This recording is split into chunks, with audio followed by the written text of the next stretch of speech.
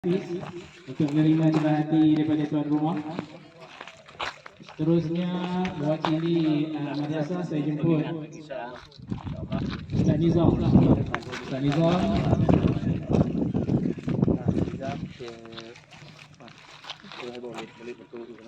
Mewakili Seripi saya menjemput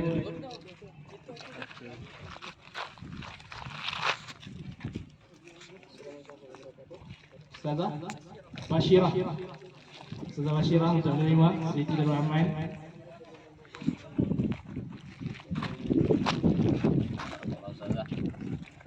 Dan seterusnya mewakili Dewan Ulama PAS Negeri Kedah saya menjemput Ustaz Muhammad Ismail. Ustaz Ismail Hashim.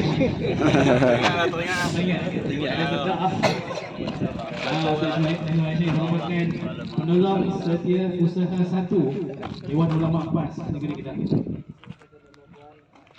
Peluk tu macam Allah.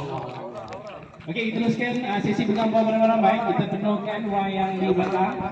Okey, cuaca amat baik sekarang. Kalau Ustazah nak masuk terus boleh ataupun nak